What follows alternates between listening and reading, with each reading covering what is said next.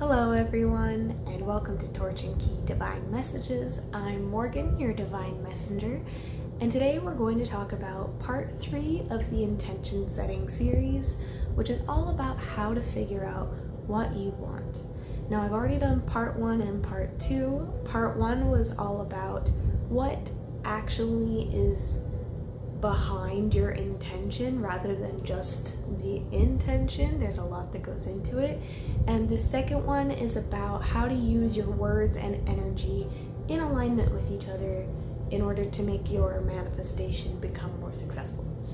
Now, in this one, we're going to talk about what kind of is behind them failing, which is not knowing what you actually want in a way that serves your highest and greatest good. Now, this was my biggest struggle for pretty much my entire spiritual awakening. I came in kind of as like a baby to all of this. I thought I knew things, but I just really did not. And at the time that I came into it, I was very, very deeply conditioned to not be myself in a way. So I didn't really know who I truly was, even though I thought I did. And to me, I think that this is one of the most important aspects of intention setting, is knowing who your true self is, because embodiment of that true self and that higher self is what's going to lead you towards the actions, choices, and intentions that will grant you the manifestations that you've been seeking. Another huge and crucial part for me when I was trying to go through this was, as I started off, I was very skeptical about things, and being a skeptic in this world meant that I didn't trust myself and I didn't trust my intuition. And so my biggest lesson this whole time was, I remember constantly setting intention that I would have a deeper connection with my intuition. I kept having my spiritual mentor telling me, like, you need to trust your intuition. I would read tarot cards and I would constantly open the booklet, and she's like, but what does your intuition tell you? Not because the booklet is wrong, because I really do believe that it adds an extra juicy context, and sometimes even the words within the booklet will spark something in my intuition. But I do also know what she was saying. I was using it as a crutch. Instead of any words that would come to mind in my head, I would only use the words that were in the booklet. And that's it. That's all that it would be. But then she would ask me, okay, but what does this symbol mean to you? So I basically hardcore studied how to be in touch with my intuition and how to trust my intuition. When I formerly was very intensely into my logic side of things, I was very much in my head. I'm pretty sure since the beginning, the chakra that's been blocked the most has been my third eye, which is really interesting going into the spirituality spectrum of things, because pretty much all of it has to do with your crown chakra and your third eye, of like that connection to spirit and connection to self.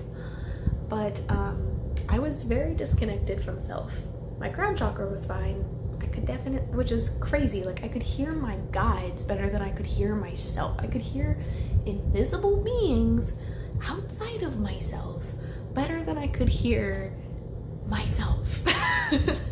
So this is kind of what ends up preventing a lot of us in this world of understanding that when we're trying to get the things that we want, we don't even trust ourselves in the first place. We're constantly looking outside.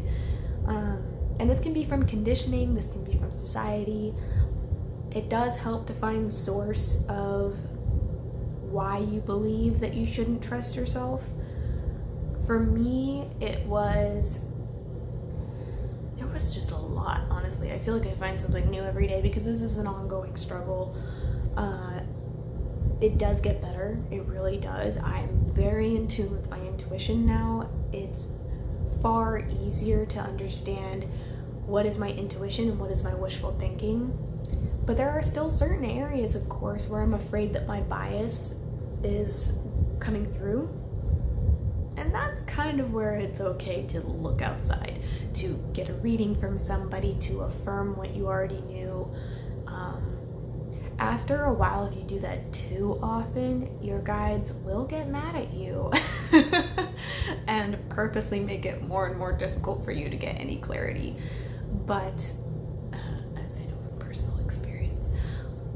But so once you've trusted yourself and who you think you are, it makes all of this so much easier, because it's like, okay, if I am this person that likes these things, wants these things, feels this way, has these gifts and these flaws and all of the light and the shadow and the rainbows within you, and you've figured that out and you've seen it, or at least most of it at the very least, then you can start to make choices that serve that higher self that you are and that you want to become.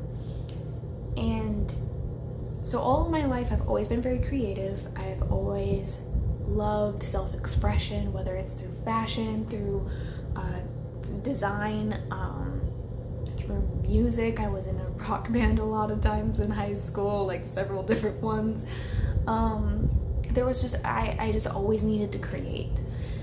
And the one thing that stuck with me was writing novels. And it was the one thing that, one, I could do by myself for the most part, and two, I got the most compliments on and external validation.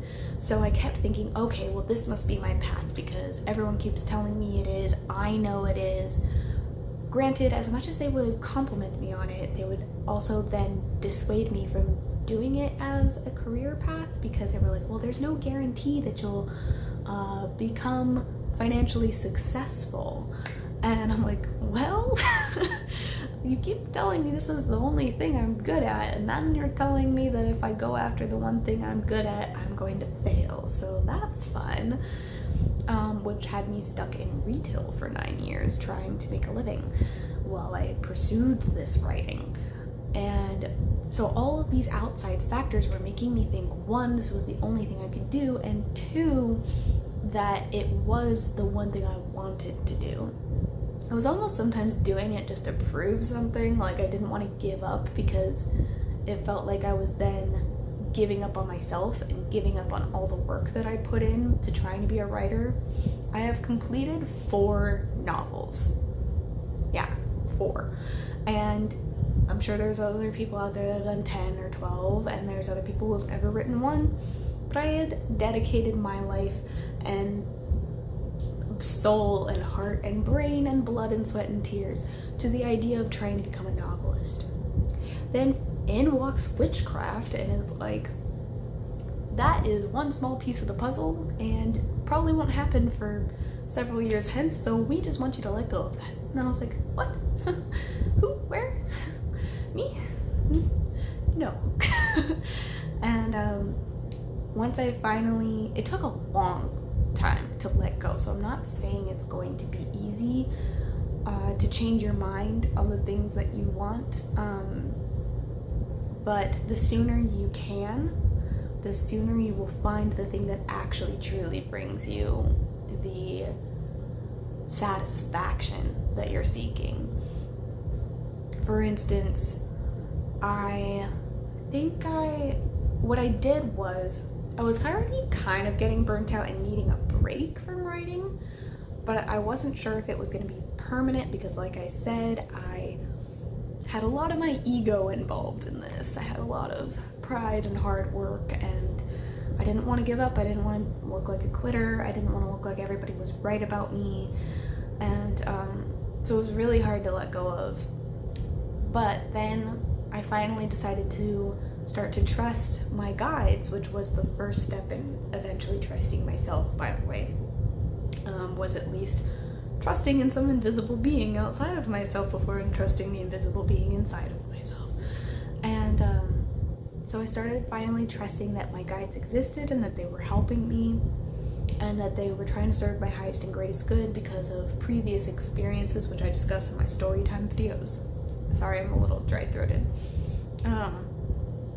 But yeah, so once I had figured out that I wanted to trust them, I started to follow their advice, and they told me to let go of writing, like completely. They were just like, yes, release it. It was pretty freaking clear. Like there was no like, I wonder if they're talking about writing. It was like, I'm pretty sure I had my own reading that was pretty obvious. I think the Hermit card, which represents the writer, was in the, like right next to the Death card, something like that. And then I would watch like a pick a card reading and they'd say, it seems like somebody has been like working on something their whole life and needs to let go of it. You know, just, it was pretty clear. So I was like, all right, I'm not gonna pretend like I don't know what you're talking about. So I did this whole release ceremony. Like I completely got rid of it. I mourned it. I took all of my writing books and notebooks, well, most of them. I think I kept a few for memorabilia's sake. And I got rid of them. I think I threw them away, but I did it Marie Kondo style, and I thanked them before I tossed them out. And I cried. Oh my god, I cried so much. I said this better be worth it. Because I had spent so much time on it, so if I was really going to be letting it go for good, it better be worth it. And it totally was. But here's the secret. Once you release something for good, doesn't mean it can never come back to you. I know for good is in there, so you may think that that would imply that, but that's not the case. What you're really actually doing is stripping yourself and your desires and everything back down to zero, back down to a blank slate. Like think of a blank canvas. It's like maybe your life has been this painting up until this point. You keep trying to perfect it, and they're like, light that thing on fire and get yourself a blank canvas. And you're like, but I worked on this masterpiece for years. And they're like, no, start over. I swear all the experience that you gained practicing and fixing and revising that previous part of your life is gonna come in handy with the skills and techniques that it takes to paint on this new canvas. And I'm trying really hard not to cry because wow, okay. But yeah, like, and it's true. Everything that I've learned from writing, which will be a video by the way, helped me with understanding magic and astrology.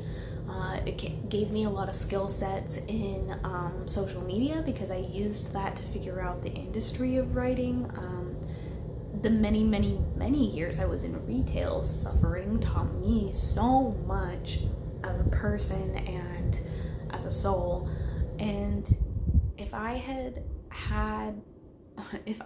not done those things for as long as I had, I wouldn't have the better life that I have now and the better life that I am manifesting and the deeper understanding of myself that I have and the deeper healing that I have.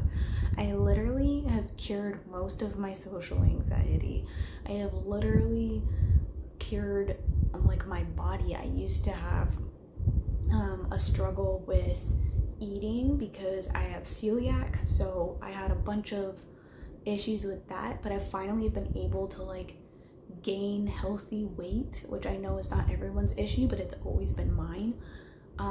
There have just been so many beautiful things that I've been able to do for myself because I let go of my biggest dream. And then ironically, now they're like, yeah, if you want to write, go for it. That's just a small piece of the puzzle of the giant puzzle that is my new life, that is my new path, that is my new journey.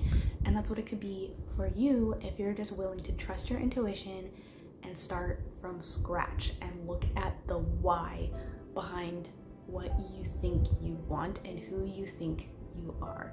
So I hope that this helped you. I know that this is what helped me. And if you liked this video and you want to see more, please like and subscribe. Hit the notification bell because there will be more to come. And I will link the other videos after this. But thank you for watching. Much love and blessings.